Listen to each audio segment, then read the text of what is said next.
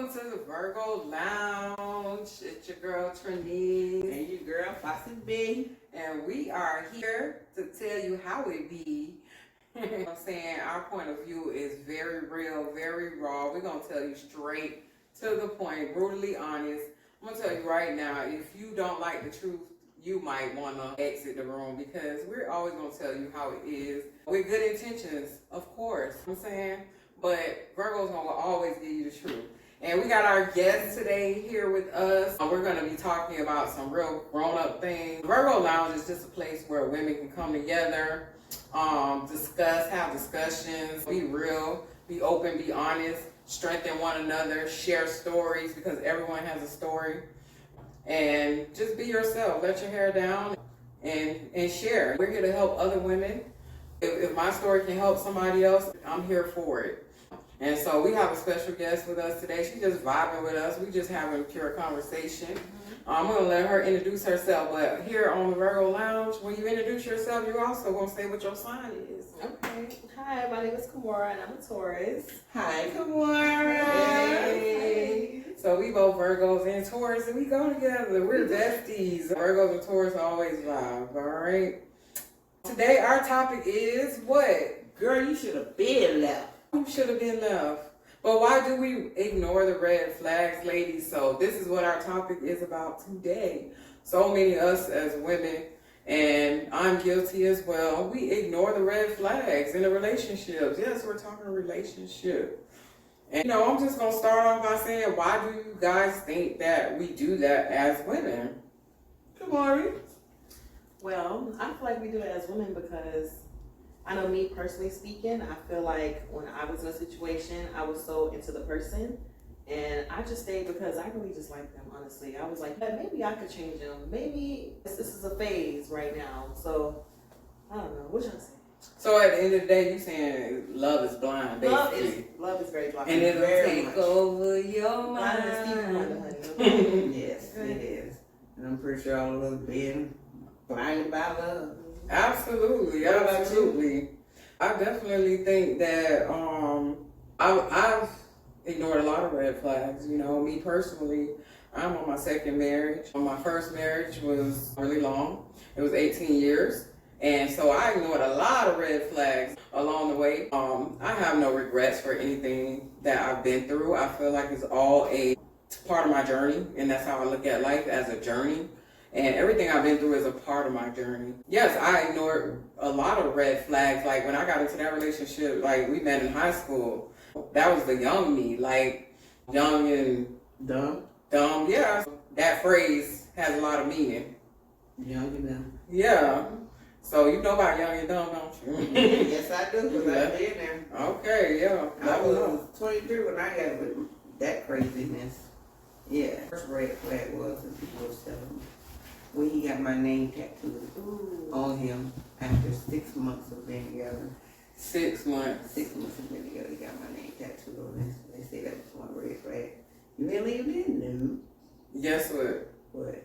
Mine got our initials tattooed, I think, the next week after we got together. Yeah. And girl, young me thought that was just, like, this man really loved me. Like, and he really did, but it was just a lot of obsession along with it. Like, I don't know why I attract jealous men. At the end of the day, like, don't get me wrong, person I'm with now is far from it. But in the past, I've always attracted jealous men. Like, I don't know what it is. Yeah, that's true. Me personally, I can't describe that one. I can't say, how should I put this? I can't say, well, he said I love you all the time, but there was an obsession there too. I mean, I couldn't do nothing. Couldn't go nowhere unless he was there. Couldn't do, in prison, in my own house.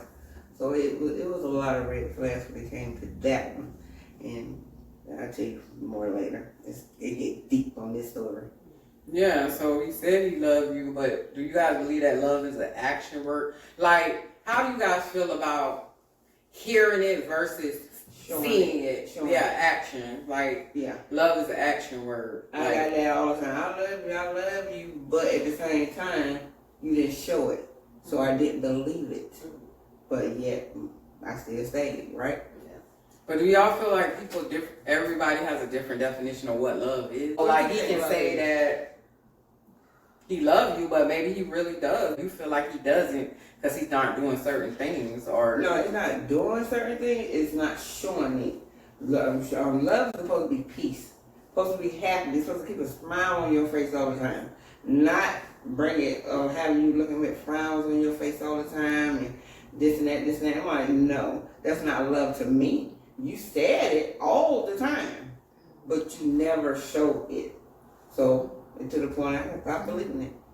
Oh yeah, you love me? Really? Okay. It was just, but yet, I still stayed, right? Yeah. But do y'all feel like everybody has a different definition of what love is? Yes. I can say that he loves you, but maybe he really does, but you feel like he doesn't because he's not doing certain things, or no, it's not doing certain things. It's not showing it. Love is supposed to be peace. Supposed to be happy. It's supposed to keep a smile on your face all the time. Not bring it having you looking with frowns on your face all the time. I'm like, no, that's not love to me. You said it all the time, but you never showed it. So, to the point I stopped believing it. Oh yeah, you love me? Really? Okay.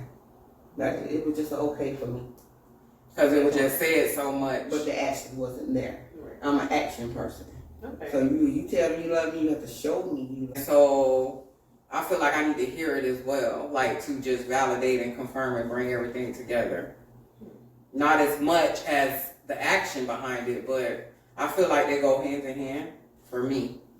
I think it's the little things that count to me. Then get the big things going.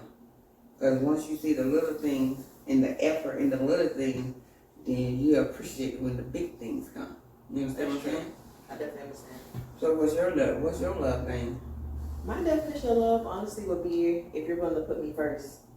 That's it. I feel like I'm still learning what love is, but I feel like if you're able to take yourself out of the picture and say, okay, well, I'm willing to put you first and to do certain things for you, or just different things like that, it'll be different. So I feel like that's my definition of love. Okay. So everybody do have a different definition of love. Absolutely. What's love to you is not love to me. Yeah. Absolutely. And like, shout out to the 5 love languages. Like, I learned a lot about that. Like, did you guys ever read that book, The 5 Love Language, or even hear about it? I think it's by, I believe it's Gary Chapman. But The 5 Love Language is a great book. And it teaches that everyone has their own love language, or 2 or 3.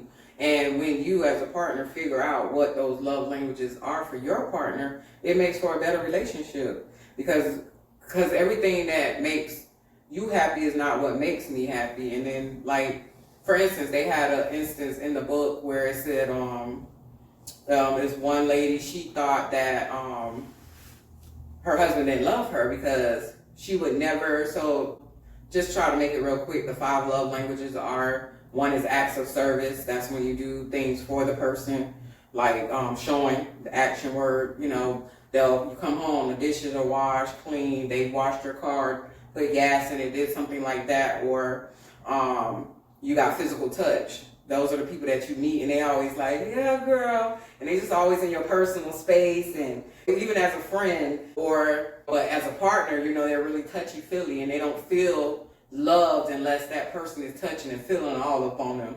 So that means physical touch is their love language. Quality time is one as well. That person don't feel loved unless you spend time with them.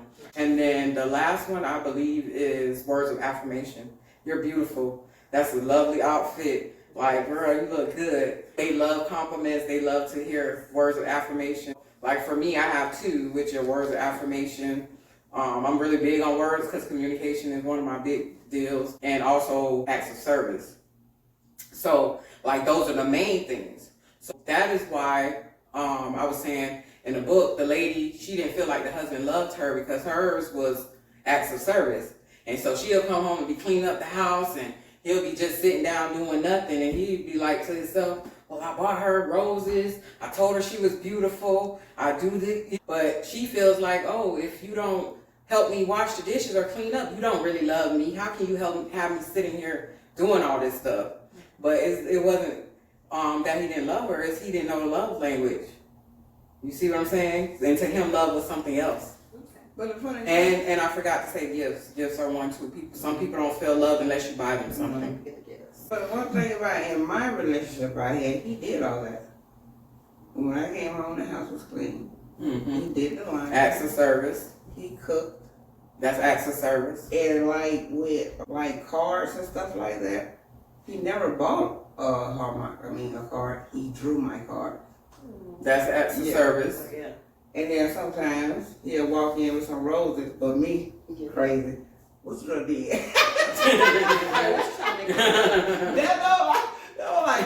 He used to get mad about that too. I was like, what you done did? You walking up here with some 12? So you think he's gonna be like, yeah, baby, yeah, I had an affair on you, but what do you think? Yeah, but that's what the roses is what got me. The other little stuff I'm. But why do you take roses as a negative thing? But when you walking in the door with some roses, I'm like, what you did?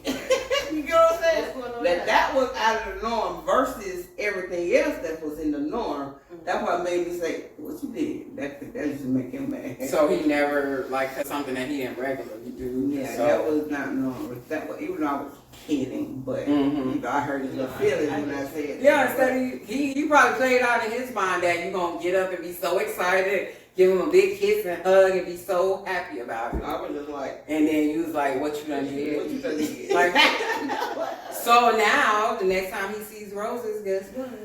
He didn't get no more roses, though. He didn't get no more roses. You made man feel bad. Yeah. And one thing about when you make him feel bad, they just like. But he can't handle, a lot of times the problem is he can't handle rejection. This thing I'm trying to. Guys have ego issues. It doesn't matter, to me, this is what I'm saying. When you got somebody standing by your side, no matter what you going through, and you don't appreciate or treat that person right, it's just time to go. But my dumb tail still stayed. At the end of the day, yeah. But what do you feel like, so out of the love languages, what do you feel like your top two is? My top two? That make you really feel loved? I know one is acts of service. I don't know. I really can't answer that. What but like about I said, you, he washed the dishes, he cleaned. But how did that make you feel? Did that make you feel like, oh, this man really loved me? No. Exactly. So it's not your love language. No. So you gotta learn your own love language. Maybe I need to. You gotta learn yourself. Well. And guess what? I had to discover myself at probably 38. Well, listen. It was a bunch of red flags there. And to the point, I got tired and I left. Okay. I feel like at the end of the day in a relationship, if the good don't outweigh the bad, and this person not making you better, this person not adding value to your life, making you happy, making you smile, what is the purpose? Why are you here? For what? And to me, what? In my case with him, I was hoping, because he was really, really smart. I mean, he had a brain. He didn't just have a body. He had a brain as well. But when he did not use his brain, the attraction was out the door. It was gone. And I kept staying hoping he would use his brain, because if he would have used his brain, he would have been anybody in the world. But he didn't. And I'm sitting there like a dummy waiting. Are you going to use it? Are you going to do it? Are you going to do it? I stood till one day, it's not, I said to myself, it's not going to happen. It's not. Because the bad started to outweigh the good. And once that was happening, I left. Them red flags were done. And then he used to say he fighting with demons, another red flag. I used to say, well, you fighting with demons, and you need to go to church. That's what I said. I said, at the time, you saying you fight with demons, then you need to go to church. Did you let red flag with you? Another red flag. Oh, huh? Yeah, he used to go to church. But when he used to go to church, and it's like he was uncomfortable. It's like he couldn't stay still. Light can't stay in dark. Darkness can't stay in light. My pastor they can't mix. Listen. And then he used to just get up and just go out there and smoke a cigarette on church property. I'm like, okay, this another red flag. Right. Then he makes statements like, if you think I'm gonna walk this face of the earth without you, you must be crazy. I said, well, I must be crazy because I ain't getting myself on no damn body. I said, again, you need to go to church. Oh, I had a bunch of them, trust me. I'll tell you more detail in another episode. They get deep when it comes to this. Yeah, y'all gotta stay tuned. Tune into the next episode to see what the conclusion of that relationship was. I feel like when I left my first relationship was just my first marriage. I would say it was, with the kids and everything. So you want to stay for the kids and things like that. But even though you're not happy, you want to stay for them. But something just clicked in my head, like, what are you teaching them by staying? What are you teaching them by staying? And it just kept, we'll do good, and then it go back into this. Then do good, and we get back into this. And it's just like, It has to win. yeah, the same cycle over and over. So it's like, when is this going to stop? When are you just going to do right all the time? You know what I'm saying? So it's like, I just had to leave that alone. I had to put me and my children first. Like, I had to think more about myself. At that time, I never did that. I never put myself first. It's all about family, making sure everybody else okay. I didn't even know who I was without a family. I had to learn all those things. Yeah, because a lot of times as women, we get lost and caught up into family. Like, we get caught up into the kid. Like, we get caught up into the relationship and the husband, and we lose ourselves in that. We don't know who we are. I had to learn about myself. What do I like? What makes me happy? I had to learn all that stuff. What about you? You had any red flags? I know you may not have many, but I didn't know. But I definitely have a red flag. My red flag will be, similar to how you said, someone fighting their own demons. I feel like my red flag was someone. Okay, let me just say this. I naturally like someone who's a good-hearted person. So one of my red flags was someone who was just a nasty person. And let's say they're nice to you, but you see their actions are different towards someone else. So that should have been an initial red flag. Because my mom always said, watch how you treat a guy treats his mom.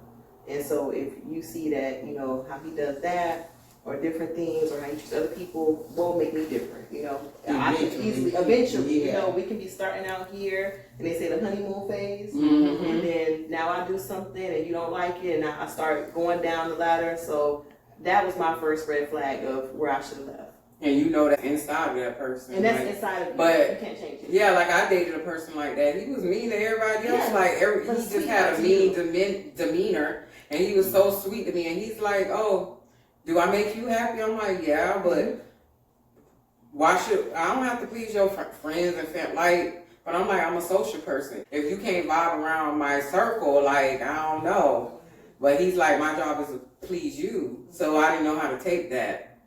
He don't like kikiing and saying hi to my friends and being all, but you should be able to, people that I care about it. I just feel like, no, if we can't vibe like that, then I feel like, because family and friends is important to me at the end of the day.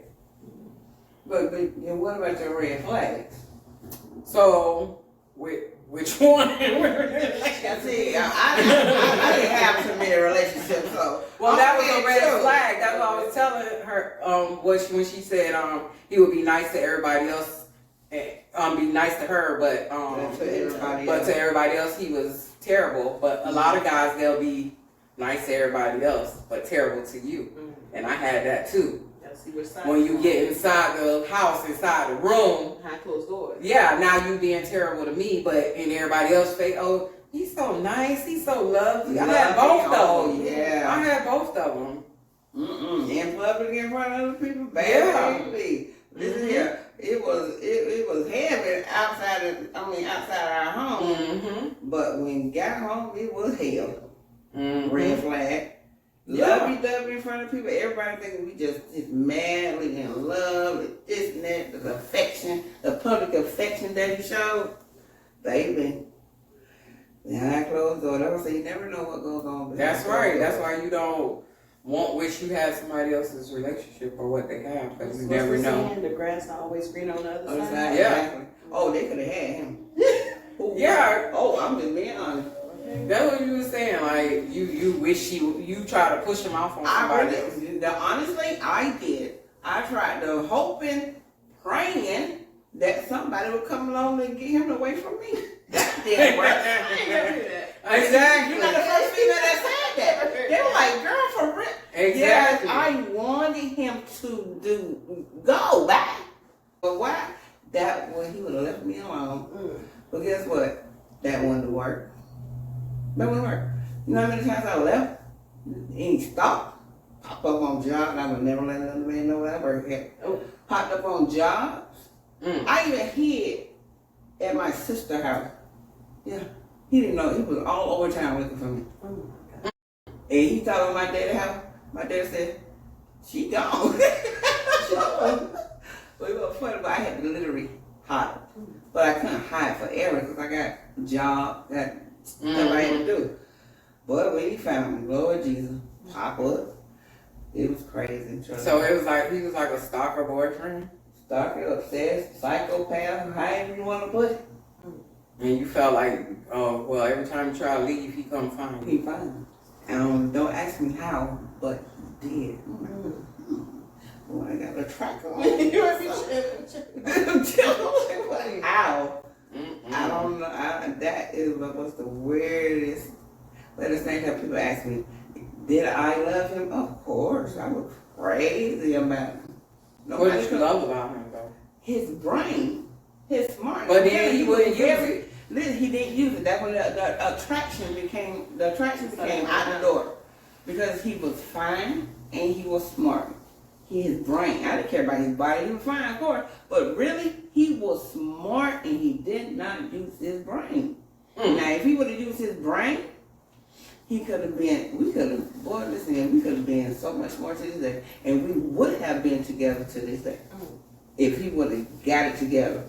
But the issue became, in the relationship, the issue became me. The weight loss.